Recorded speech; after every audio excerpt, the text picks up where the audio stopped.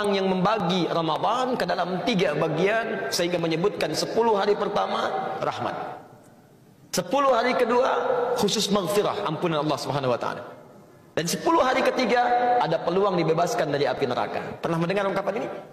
Nah, hadis ini diteliti oleh para pakar hadis, ahli-ahli di bidang hadis, dan menyimpulkan bahwa hadis ini bermasalah. Bahkan derajatnya ada yang menemukan bahwa sampai ke derajat hadis palsu, hadis maudhu.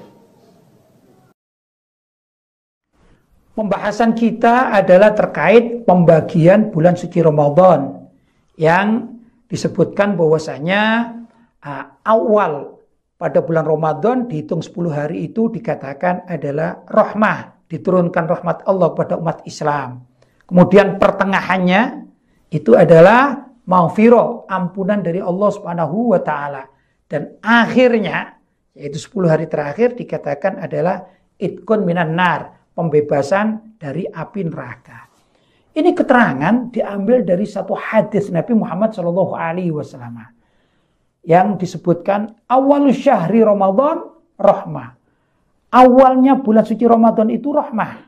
Wa awsatuhu maghfirah, dan pertengahnya adalah ampunan. Wa akhiruhu itqun minan nar, dan terakhirnya adalah pembebasan dari api neraka.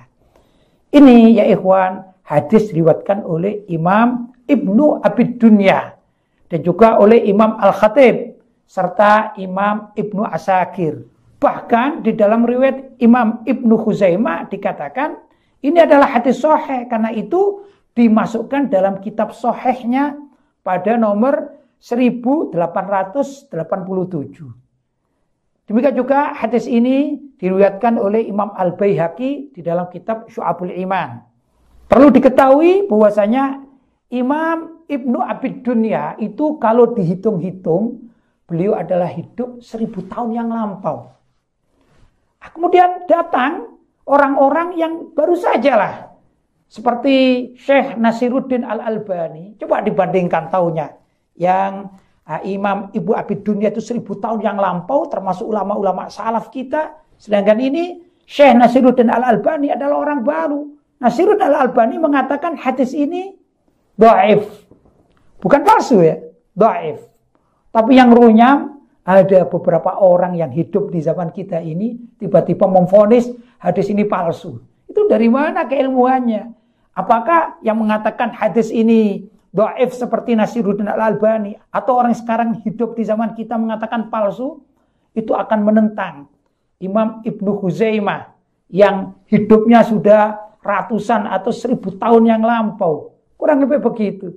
Jadi saran saya kepada umat Islam, ayo kita sebagai umat Islam zaman sekarang merujuk kepada periwayatan ulama-ulama terdahulu salaf yang hidup 1000 tahun yang lampau atau kanan kirinya, seperti Imam Ibnu Abi Dunya atau Imam Ibnu Khuzaimah, Imam Al-Baihaqi. Itu jauh lebih dikedepankan daripada merujuk kepada orang yang baru saja mengenal hadis, apalagi orang-orang sekarang yang memvonis palsu. Para imam ahlul hadis mengatakan hadis ini sahih atau setidaknya hadis ini hasan.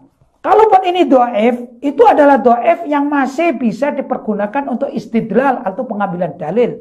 Apalagi menurut ulama Ahlus Sunnah wal Jamaah bahwa hadis dhaif itu masih bisa dipergunakan untuk dalil fadhailul a'mal. Seperti ini pembagian bulan suci Ramadan. Ini bukan suatu yang halal atau haram, tapi ini adalah fadhailul a'mal, keutamaan amal yang baik. Boleh-boleh saja. Karena itu saya mengingatkan kepada umat Islam yang ada di zaman sekarang, ayo kita lebih baik merujuk kepada pendapat ulama-ulama salaf yang hidup 1000 tahun kanan kirinya terdahulu. Kalau kita mengikuti pendapat ilmiah, tentu kita akan mengedepankan pendapat para ulama salaf sebagaimana jargon yang sering kita sampaikan. Semoga bermanfaat.